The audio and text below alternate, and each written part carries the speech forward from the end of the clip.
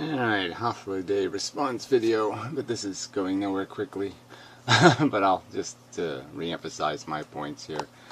So he's going to play whatever, word games, preposterously desperate word games.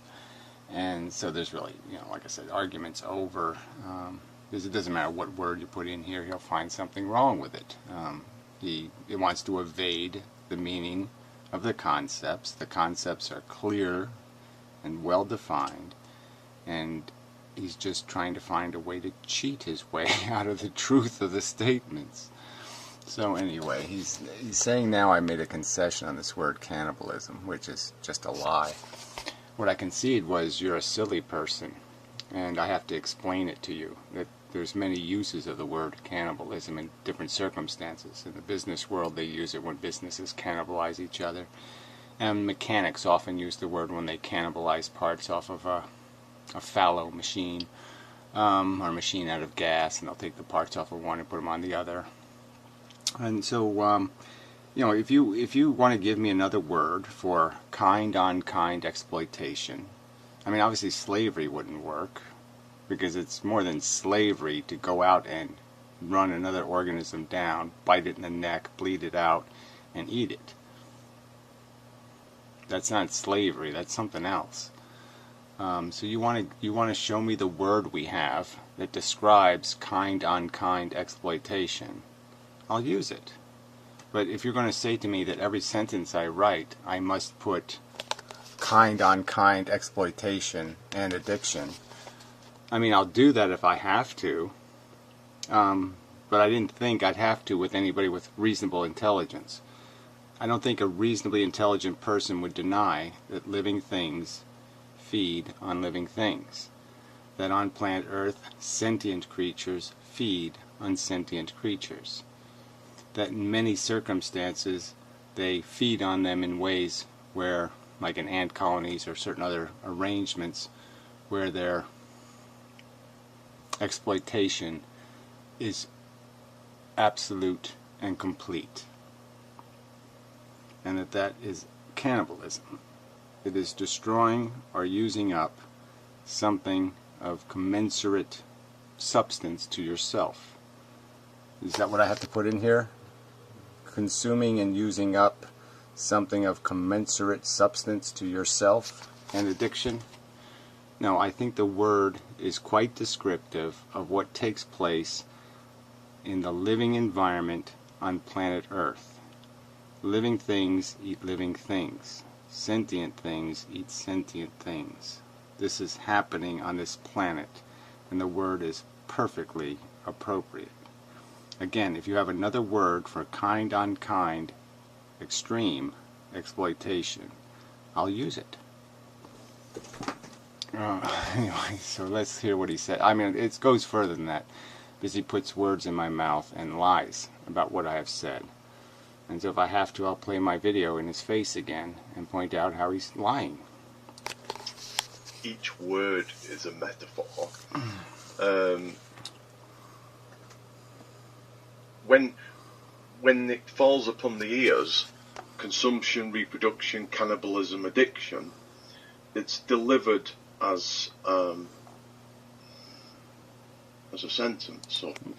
No, it's delivered as an ordered statement of what takes place on planet Earth. They're undeniable facts of what takes place on planet Earth. What to speak, that's not quite right, but anyhow, what the question is whether I should be taking this literally or figuratively. Well, again, you're going to play. You have to play word games to figuratively your way out of the meaning of these words. Consumption, reproduction, again, too explicit. I can't make them any clearer. Cannibalism is, in my opinion, quite clear. I don't think anybody thinks if they read this, are they going to think about, oh, human-on-human cannibalism. Well, that's not so bad. That doesn't happen that often. I think, quite obviously, the more broad definition of the word is the one being used here. And again, if you have another single word I could replace cannibalism with that accurately describes kind-on-kind consumption, I'll use it. But I'm just saying it really just kind of breaks the function of sentence structure to have to put word definitions in the place of words. Most adults don't have to do that. You know. And again, addiction is another explicit term. It's not complicated. The idea of it is there is no way to pervert your way out of it, nor is there a way to deny the fact of it. I think I win my point insofar as the concession that it is a metaphor. Right. There was no concession that it is a metaphor. I said it can seem metaphorical. Oh, I'll just play my damn clip. Well, let him say it's more of his accusations, and I'll play it. Inmendham conceded this. Inmendham went through each of these words one at a time, and only agreed to this word being a metaphor. Okay, again, I did not agree to that. So, especially in my concluding statement on the word, there was no agreement whatsoever. But this essentially makes the statement a figurative statement. So then he says all these other words don't mean anything because he doesn't like the word cannibalism. He thinks it's been excessively used. So why don't you go and tell all the people in economics, like I said, do a Google search on cannibalize. All right, and then why don't you go to all those websites and tell all those people talking about businesses cannibalizing each other that they're using the word inappropriately and they should be spanked. Why don't you tell all the people in mechanics or science who use the word to describe these circumstances, why don't you tell all of them they can't use this word anymore? I mean, you're just an asshole. You're just an asshole. A fucking asshole. So here's mine. You can get, okay, it's a self-replicating mechanism.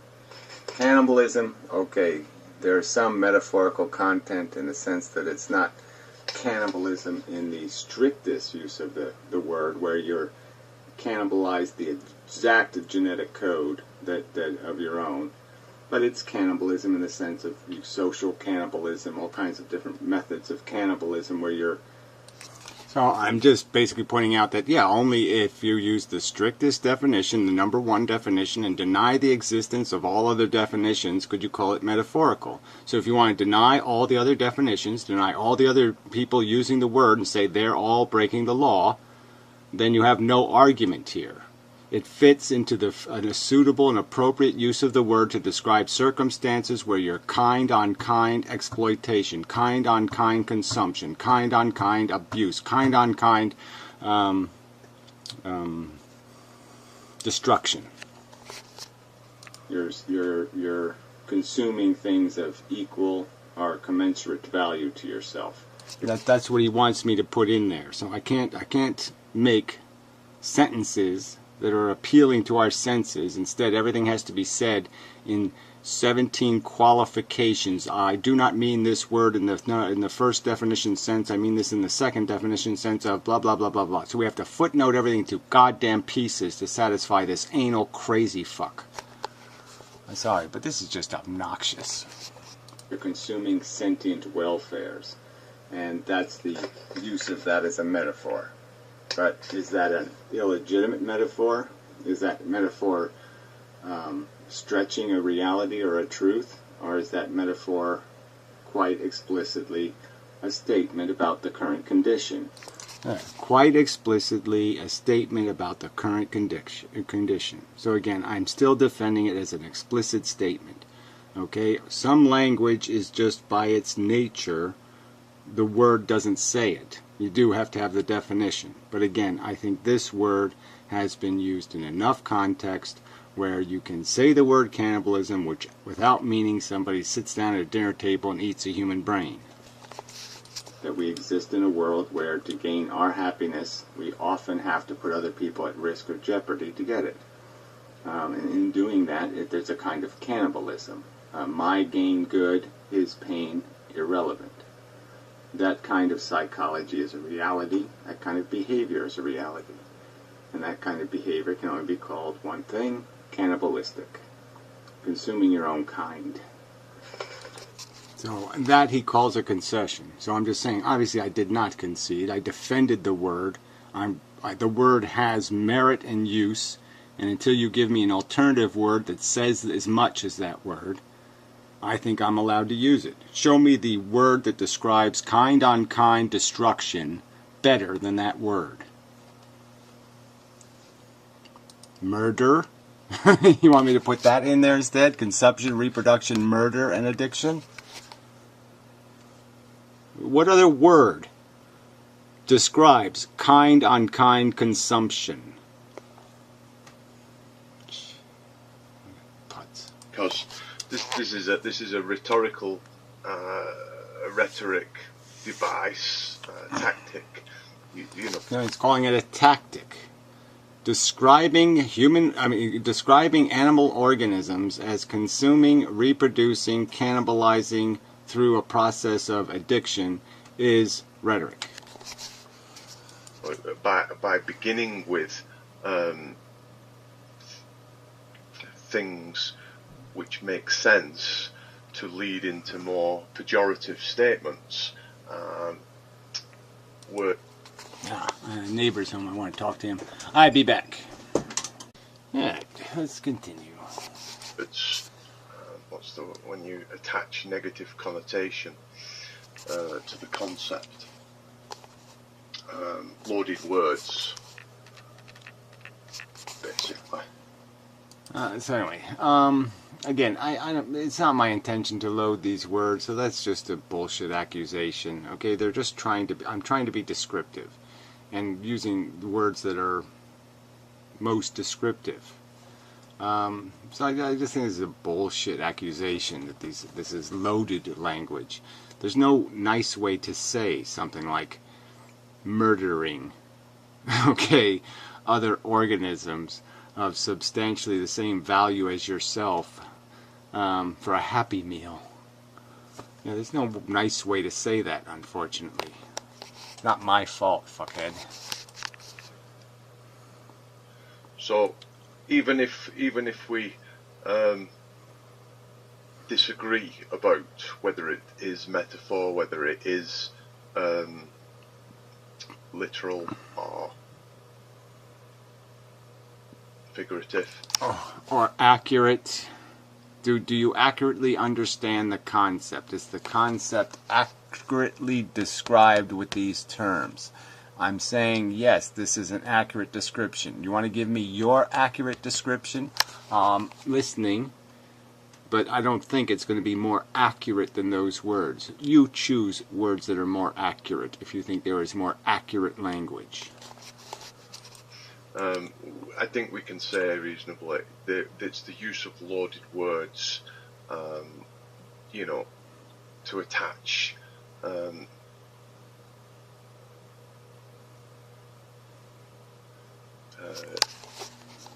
negative connotation. Yeah, right. So if I describe addiction as physiological compulsion, that would sound better? That would be better? Compulsion would be a better word?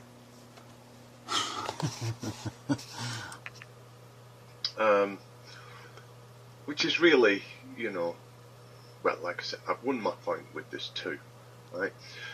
So, he says he won his point. So, do you see anywhere where I conceded anything? No. There's no point to win because it would be ludicrous to ignore the conceptual meaning of kind-on-kind use, consumption, exploitation. Give me the word for that and I'll apply the word. He went through pretty much every word here, except commodities, which was probably the one sticking point for him. So that's your speculation that somehow the word commodities, I thought I would have to describe. I didn't go to the word buy. I didn't do the word for. You know, what I didn't do the word and. You know, yeah, I really didn't think commodities would be something you couldn't understand. A commodity is, generally speaking, a thing of value. precious things of value controlled by crude forces. There, fine with me. Any replacement you want to place there is fine with me. I think commodity works in the sense that we're talking about controlling, and controlling commodities is very much the economy of function, in very much the whole point of the discussion is to get to the trading, and what's being traded for what, and whether it's a bargain or not, whether there's profit in this exchange. So I think the word commodity works for that, but I'm really not glued to it. So if you want to put in some other word, it's okay with me. Precious things controlled by crude forces. It doesn't sound quite right. Beings, you could say beings.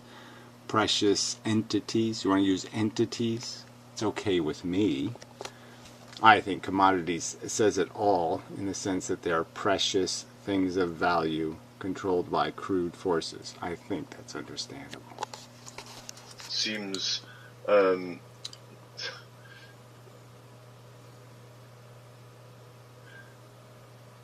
this would be a reasonable accusation to say that you specifically missed this word because that this is the more metaphoric, perhaps. So there's another accusation by this asshole based on nothing. Wait, I just deliberately didn't explain a commodity to you? A thing of value? I didn't explain a thing of value? You can't even understand that? Understand the use of the word precious as unmetaphoric, and you actually mean literally, that you're attaching value to things, and I underlined it because that's what it meant to me. That was the important word. I mean, this is just too stupid, right? The whole point of the argument is that sentient things are things of value. It's things of value controlled by crude forces. That's not a good idea. That's gorilla in the china shop. Duh. I mean, fuck, this is not complicated.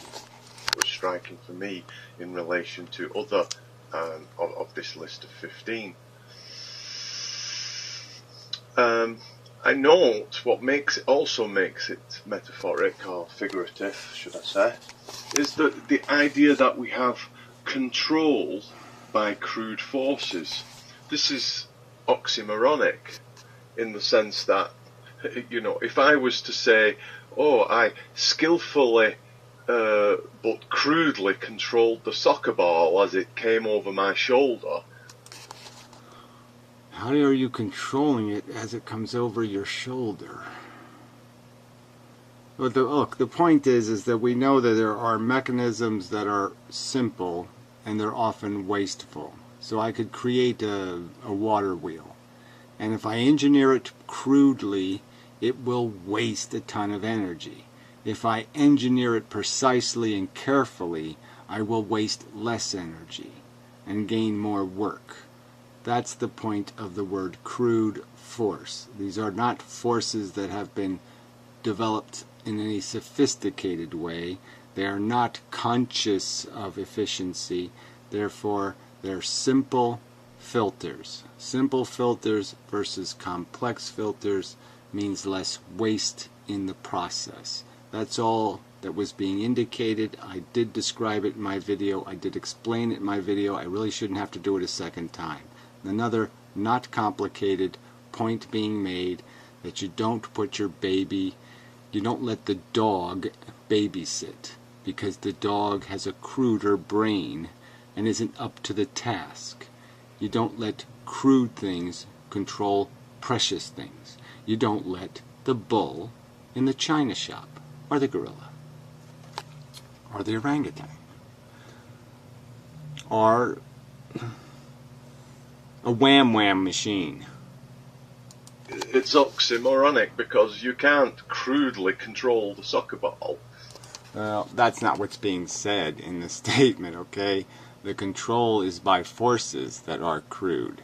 Their control is, in the sense, chaotic, and by definition, not sophisticated, therefore crude. I mean, this is not complicated. We know the difference between a scalpel and a sledgehammer. We know the difference between a butcher knife and a scalpel, let us say. We know the difference between a telescope and a magnifying glass. And mean that you're controlling it well. Yeah, or also the idea of control is metaphoric. Control is now a metaphorical term. So having dominion over, consequentially impacting, being unavoidably impacting in ways you cannot stop. These are somehow, this word is not understood. We do not control the solar system. We do not control the universe. This is a truth. We know things that we are influencing and things we can't influence. This is, again, a word that's quite explicit, understood by everyone. This is a preposterous evasion to think that you can evade the truth of this simple statement with this stupid, idiotic word game. I mean, you're embarrassing yourself. You're embarrassing the argument you're attempting to defend. If this is what you have to resort to explain why life is worth living, it smells of a grotesque desperation. You obviously have lost the argument if you have to sit there and try to evade the simple meaning of the word like controlled. Suggests agency. It suggests no such thing because the word crude is right in the statement. So obviously the control is defined by the word force is by itself also another crude statement. Neither of these words indicate agency. They indicate exactly the opposite. So there's no implication of agency. That's exactly the point. There's a lack of agency, a lack of understanding, a lack of sophistication. That's exactly what the fucking statement is saying. How dare you do this? No, I was in half a mind whether to deal with this whole metaphoric issue first, because it really only makes sense in so far as the fact that I'm prepared to admit the non-metaphors, like no purpose to life, as being really the unmetaphoric version of... Yeah, well, underlying purpose is not meaningful to my argument, only to say that let's just negate that out of the box, that there's no special purpose, that we aren't some kind of, Pop-Tart for aliens, or Pop-Tart for a god. That we can't tell that we're food, we're in this weird form, but we really don't know that we're useful to something, because there's some special use. Yeah, well, you're just negating that just to point out that, okay, let's just agree that that's not in the cards. Okay, the magic purpose is a bullshit argument. So that's the only reason why you didn't care about this purpose argument, is you're just saying there's nothing outside of ourselves that gives us meaning. So we have to make the meaning out of the crap that exists here. And so now the value argument is very important. All right, the purpose argument doesn't mean much. It's the value argument that means something. So yeah, again, you're with your manipulations and your deliberate distortions. I will emphasize what I think are important points. I will not have you distort them or diminish them. These four, the top four, are the important four. Okay, that is the game. You agree with those, and you are in big trouble in the sense of defending this game. Replication for the sake of replication. No meaning of life. Here, what makes it a metaphor isn't, the observation that we have evolution, and you're entitled to use replication, the attachment with replication and evolution. The metaphoric aspect I have actually underlined with that meaning here. It's for the sake of, implies agency again, that there is some sake of. No, it doesn't do any of that thing. Anybody with any kind of brain is going to just read it for what it's saying. It's just saying that it's a self-serving, self-completing process, that it just does it because it must do it, and it'll continue to do it because it must do it. It's a self-gratifying need. The need creates the need to create the need to create the need to create the need. It's not hard for people to understand that. There's no other underlying reason. That's the nature of the replication. Oh, shit. It is to imply that this molecule has a purpose. Well, there's no such implication. Everybody knows that, correct? Yes. So, again, you're saying it implies a purpose. Nobody could interpret it that way unless they were an imbecile. And is sort of, I need to replicate. Let's replicate. Yeah, again, who would take this statement as implying that there's a force, again, of some purpose or intent, that there's a force of intent. The very point of the statement is to point out there is no intent, that all there is a process.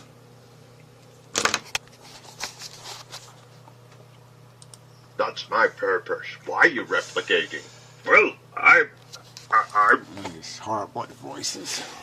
Oh, God, that's terrible. Yeah, by the way, thanks. Yeah, they got here. Yeah, I love this. They do have like a dying patient and stuff on the pack. And, smoking is forbidden. Yeah. I think it's the Netherlands. Same difference, right? They're Nazis over there or something. Anyway. Replicating because I'm replicating.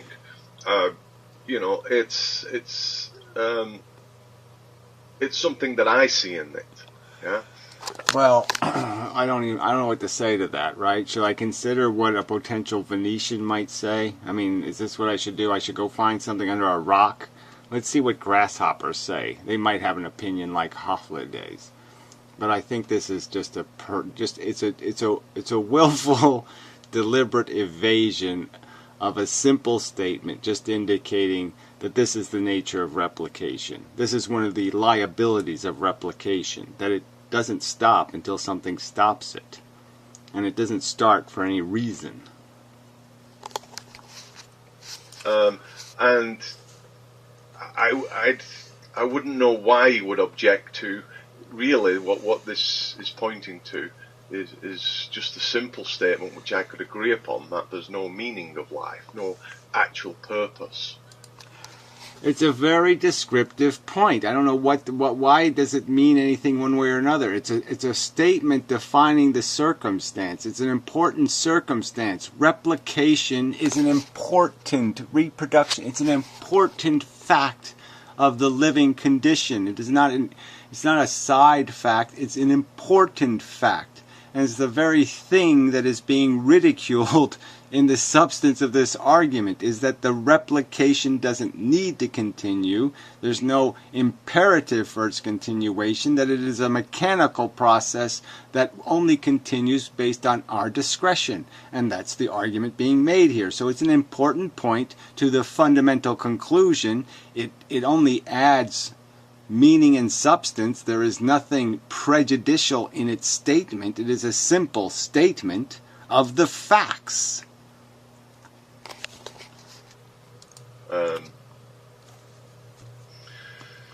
I don't think you went through the Gladiator War one, because probably you recognise that that was metaphor as well, quite clearly.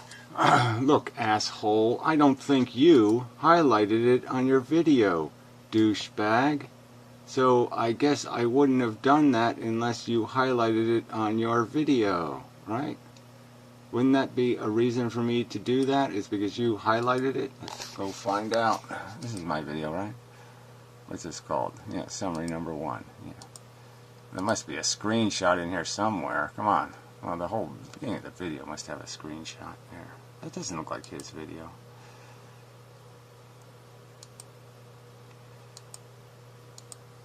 This is bullshit, man. This is bullshit, man. Yeah, okay, asshole. 1, 2, 3. Only 3 highlighted with your yellow metaphorical accusation, right? 3 items, asshole. 3 items, asshole. And then you did 15 or whatever. You did the conclusion. All right, I responded to the first part of your whatever, your dismissal, okay, your inappropriate dismissal of the argument by saying these are all metaphors. Well, let's start with that. That's what I said. The whole video's point was to say, nope, I'm not starting there. You can play that if you want to play that, if that's your argument, but I think it's bullshit, and I'm not arguing from that position. You're not sitting there telling me I can't say these things, and these things aren't truths.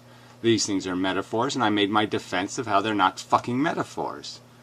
But I'm perfectly comfortable and glad to defend the gladiator war metaphor. The fact that you didn't go through it, I look upon as concession. So again, that's his rhetoric. He didn't highlight it. I didn't argue the thing he didn't highlight. He says, okay, that's a concession. I mean, is there any other word for this than lying, deception, perversion of the facts? Grotesque perversion? Ugh, amazing.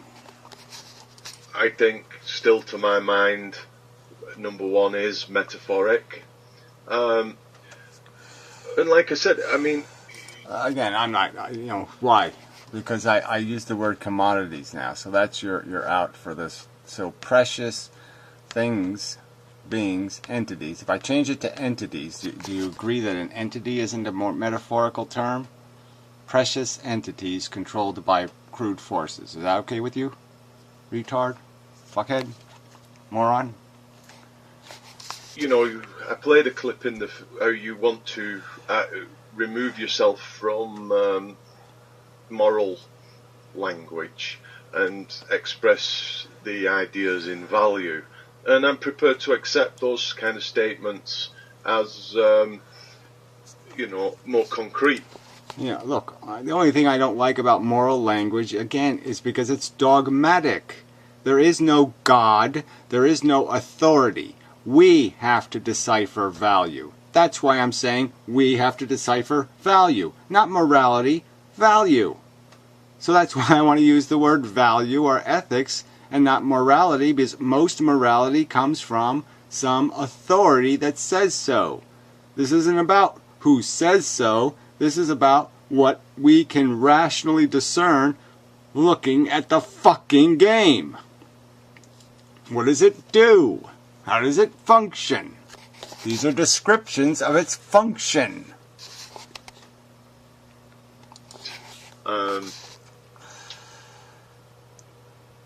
More concrete equivalents of the metaphor. And I think I conceded that your metaphors work, to a large extent for your point of view. I just don't want to get tied down in arguing against these metaphors. Well, I'm just saying it. If you say they work from my point of view, that's just another slight. I'm saying they are premises now. Okay? The language is clear enough and explicit enough and direct enough and understandable enough conceptually. These are conceptually accurate descriptions of reality. This is conceptually what is happening on planet Earth. 4 billion years of gladiator war to create psychologies of need. 4 billion, that's exactly what took place on planet Earth. That little bots went into the arena based on a genetic blueprint. There was trial and error, competition, to decide winners that would be replicated. And there was 4 billion years of that, and the byproduct of that 4 billion years is psychology of need. This is an accurate description of what has taken place on planet Earth. If you have some other way of saying that you think is more accurate, let me hear it. Let me hear your 4 billion years of blank blank to create blank blank. When there's more preferable, agreeable language. Like what? Please, let me hear an example of that.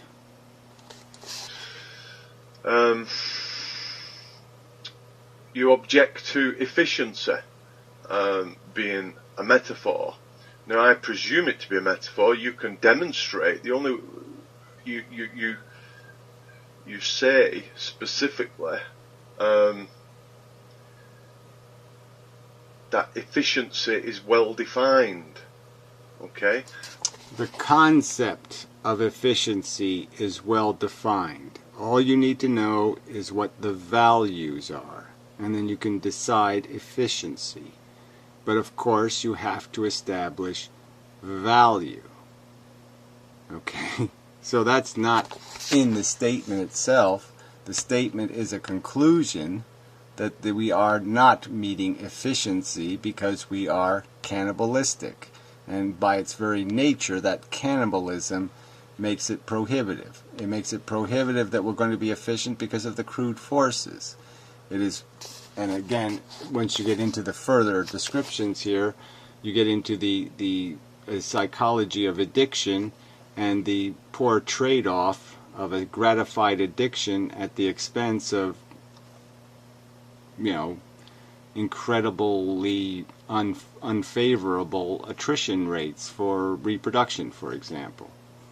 Throwing away, 10 babies to have one survive. And I would agree.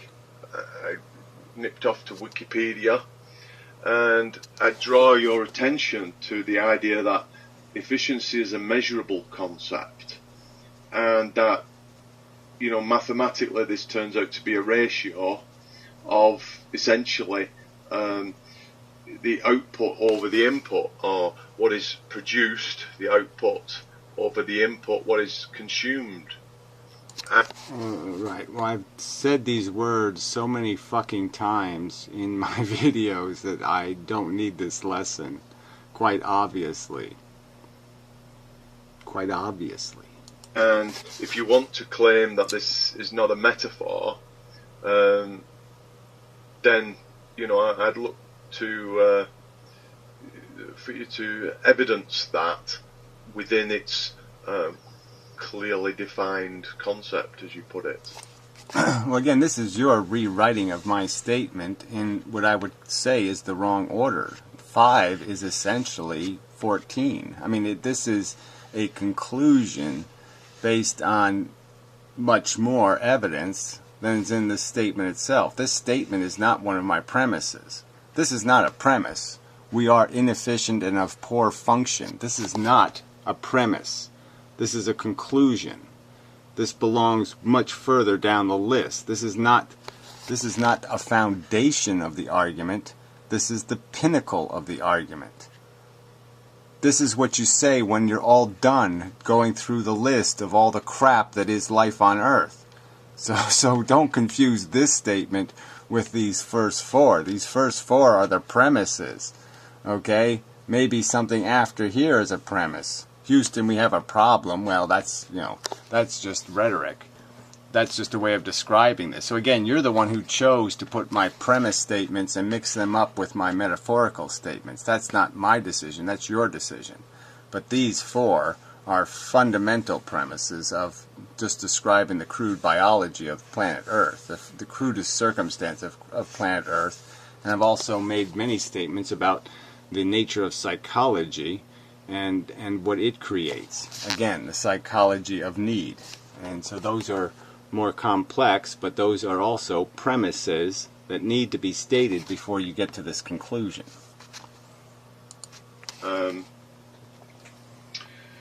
So I'm still believing this is a metaphor, but if you know what your inputs and your outputs are, it also says in... Look, I mean, it's fundamental to my argument, okay? My negative utilitarian argument basically comes down to the conclusion that most of our positive sensations, if not all of them, are a result of taking away a negative. That it's a zero-sum game. Again, how many fucking times have I said that word, zero-sum game? Obviously, a zero-sum game can only be efficient, okay, if it's perfect, if you reach the zero-sum. Anything short of the zero-sum is going to be a negative number. It's going to be a negative inefficiency number. It's going to be a negative ratio. So I've made these arguments extensively in videos. These are the most complex part of the argument, but again, because they're getting to human psychology and the value of a sensation. But again, they don't they're not relevant to these four premises, which have to do with the nature of the beast and what can be reasonably expected to be produced by this beast. There is no goose laying golden eggs. Goose shit is not golden. And that's the truth of life on Earth. It's not. Human beings are not a golden egg. They're life shit. The efficiency,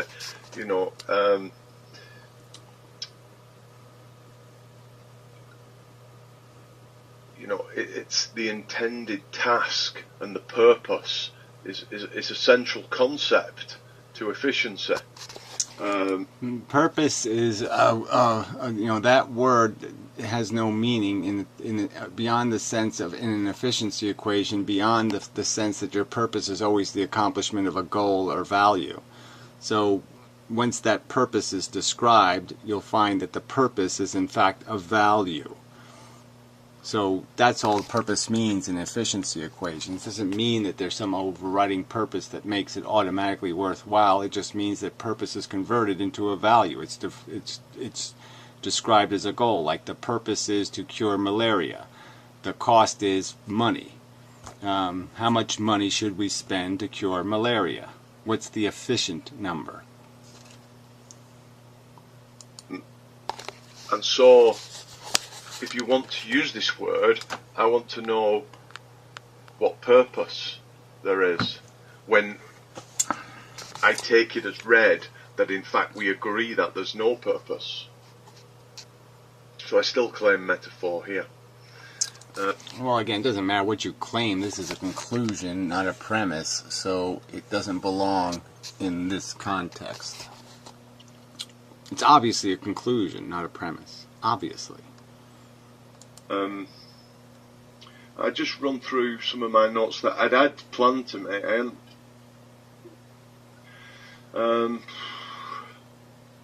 So, a central question was, can you concede the metaphors, that they're metaphors? I know you have a lot of concrete thoughts, and I'd just like to exclude that certain particular language. So presumably Gary would concede he is speaking metaphorically, question mark. I don't know why I would make any such concessions, and I would concede that any metaphorical words or concepts that are in my verbiage are metaphors of such explicit conceptual truth, like gladiator war. It only has one meaning. Everybody gets an image of what it means, whether they put the gladiators in robot suits or the Empire Strikes Back suits. It doesn't matter what they put it in. They know what the concept is, that a bunch of shit goes in and only one shit pops out. So, the idea of it is understandable and is so narrow, so confined in what you could possibly call a gladiator war, that it's a perfectly useful explicit term. I'd already recognised, how you pointed out, the concrete idea of precious was speaking to your concept of values. And I'd planned to ask you, have I understood this correctly? What the metaphor is saying. I understand what the metaphor's saying, and it says it well, perhaps, but... Well, then what's the argument? It really is just ludicrous that, again, I have to go through this tortured language to merely say sentient organisms are important. It's just idiotic to have to defend the idea that sentient experience is important. At the end of the day, people would question, what's a commodity? Yeah, it wouldn't be common, normal use. You could claim the ability to use it, but if it's really not the common usage that you're going to find, you're stretching the length. Well, whatever. I'm not stretching it because there's no way to misunderstand the point. Okay, whether I use entity or commodity or thing of value or just... There's no way to distort it. It just indicates there's something, a precious thing. And commodity just gives it a little more It goes with the word precious, you idiot. Language, such that it's becoming metaphorical and figurative for common understanding. Okay. Well, what could you confuse it with? What I mean, what?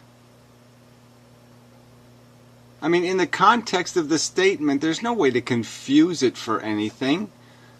I mean, the context of the discussion, which is about life, obviously the commodity is a living thing.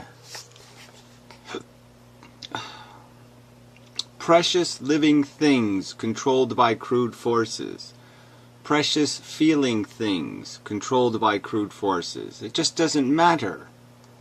If you can't extrapolate, if you can't understand that simple conversion, again, this is just ludicrous. Then why don't we dissect every word into 79 sub-definitions and then have a conversation that way? That would be ludicrous. Intelligent people can understand these words and their conceptual meaning. And certainly in the context of the statements and how I've made them, there is no room for substantial confusion. And you are speaking figuratively and metaphorically rather than controlled. Again, the agency question. No, there's just no agency in the fact that we know we're controlled by gravity. We know there's no gravity agent. It's just idiotic. I use the word crude forces and control. Obviously, the mechanism of control is not any different than temperature is going to melt your skin off. These are physical, functional forces that they control by their very nature. Fuck.